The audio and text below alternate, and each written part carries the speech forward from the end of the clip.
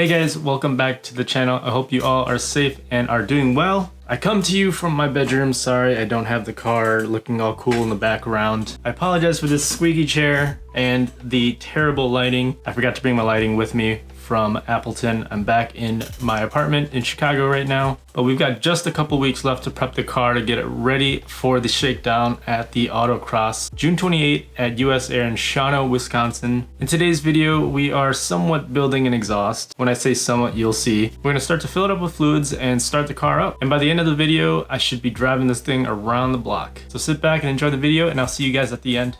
All right, before we fill the engine up with all the fluids and start the car, gotta install the exhaust system first. What I did is I basically picked up an eBay catback exhaust and I chopped off this giant cannon here, and I initially was gonna replace it with a Vibrant Street Power muffler. It ended up being too long, so I picked up a shorter K-tune muffler. I'm hoping that works. Gotta weld up this axle back section here. But let's get this bolted in and then do some welding.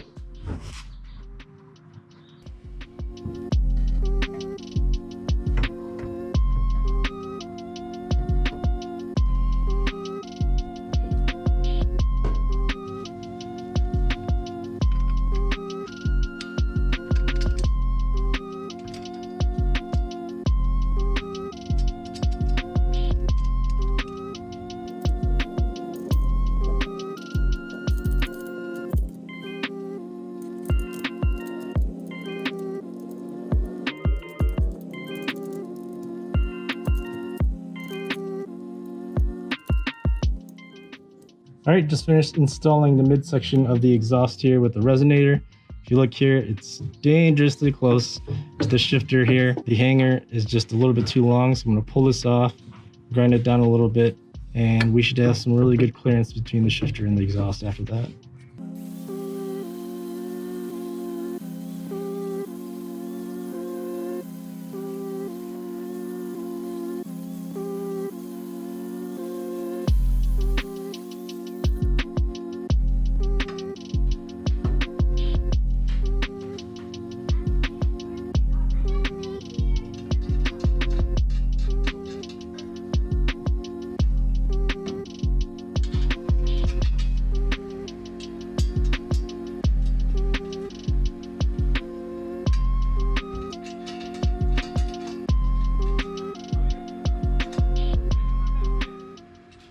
All right, huge change in plans for the exhaust here. Got this axle back section that doesn't even want to come close to bolting up to the rest of the exhaust.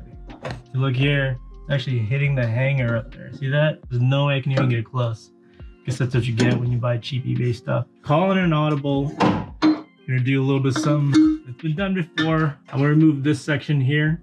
And I'm basically just gonna take this piece here, cut it at this section here, create a little turn down, and just go turn down right off the resonator over there. Just temporarily for now until I figure out a good exhaust solution. I just wanna get this thing running.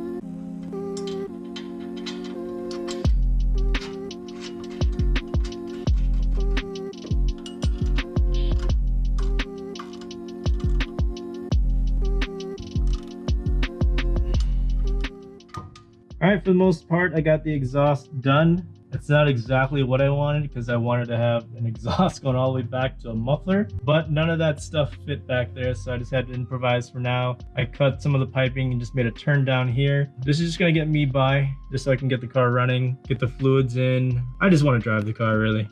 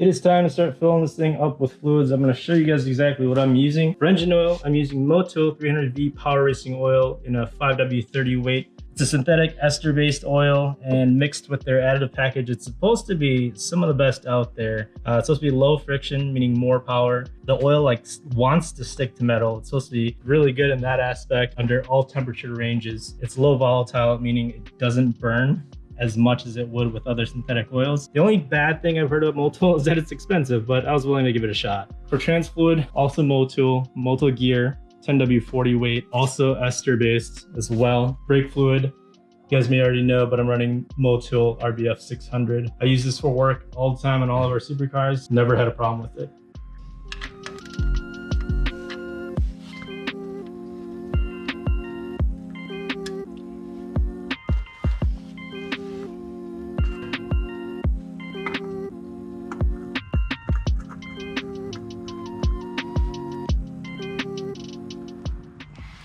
The Moroso pan has a few of these bungs for oil returns or whatever you want to use them for. They've been leaking a little bit, so pulled them out, put some thread sealer on them.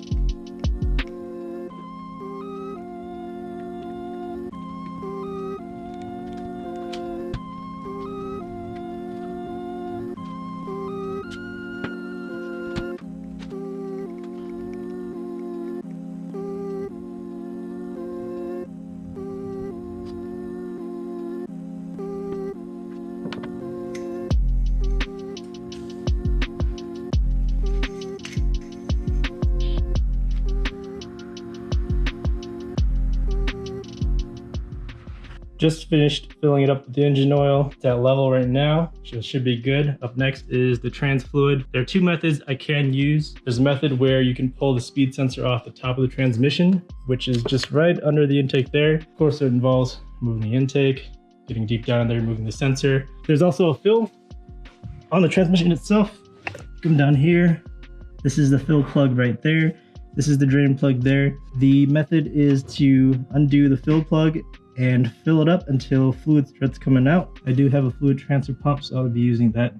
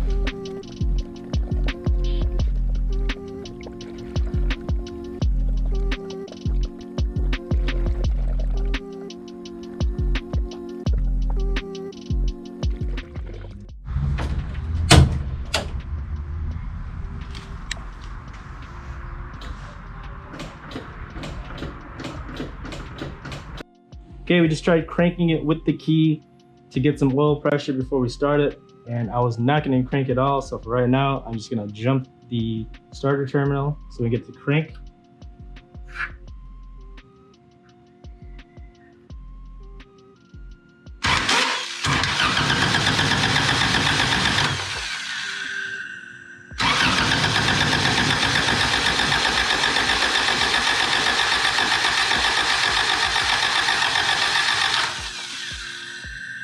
All right, should have some oil pressure now. Okay, I think we got the problem solved.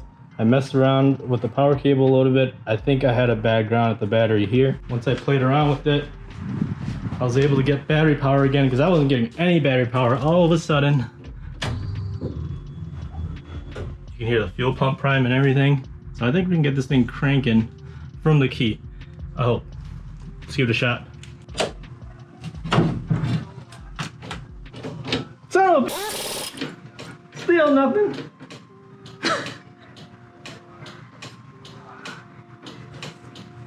So I've got battery power everywhere. When I turn the key,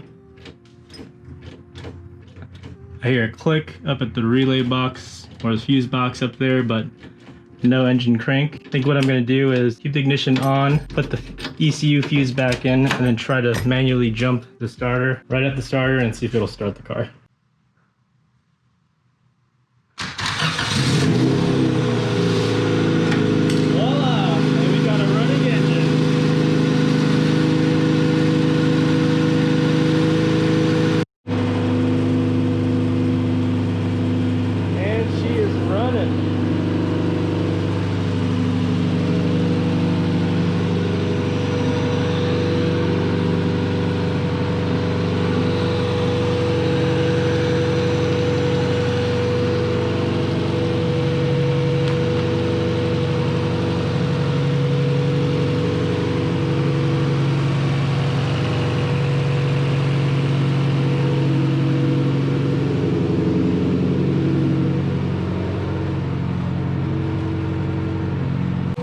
It's been running for about 5 minutes now.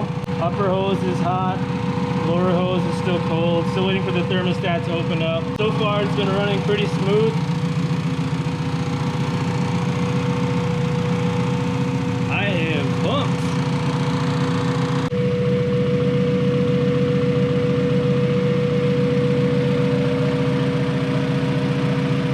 Because the fan just kicked on.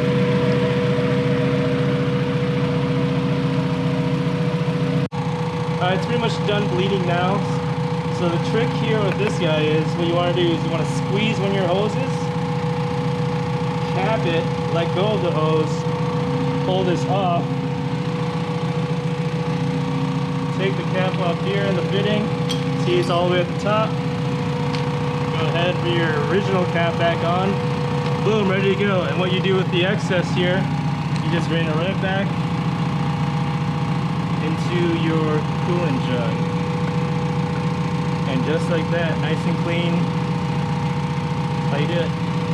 Okay, I've got the starting issue figured out. I'm going to walk you guys through the diagnosis process that I went through. First off, I installed a brand new starter cut relay because the original one was junk. So that's the first thing I went to check to see if it was something that might just be bad out of the box. What I ended up doing was jumping the switch contacts of that relay and the plug, and I was able to start the car with the key, normal as it should. So immediately I was like, okay, we have a bad starter cut relay.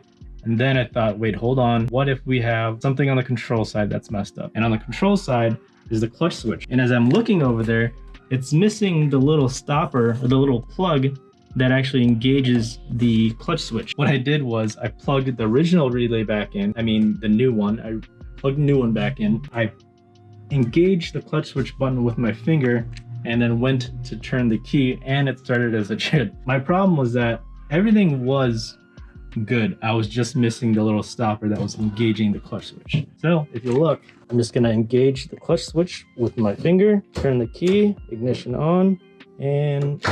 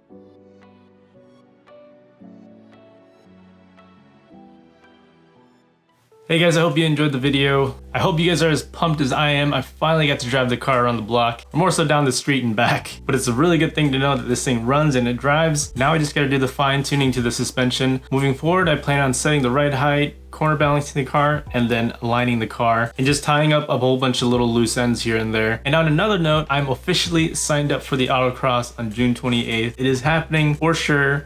It is paid for. I'm 100% going now. So this thing needs to get done ASAP. In the upcoming weeks, I'm gonna be taking time off of work so I can dedicate my time to the car and getting it ready. Because right now, as I've always been saying, it is crunch time. I've never been so nervous working on a car because I've always been able to kind of work on my own cars at my own pace. And now that I've set myself a deadline, I have to stick to it. I don't want to stray from it. And I want to complete this goal that I've set from the beginning of the year. So in the next video, you'll really start to see me play around with the suspension and setting it up and getting it ready. I hope you guys enjoyed watching the video. If you liked the video, please hit the like button. If you want to stay up to date with the project, please consider subscribing. And sharing the video really does help the channel out. Until then, I'll see you guys later.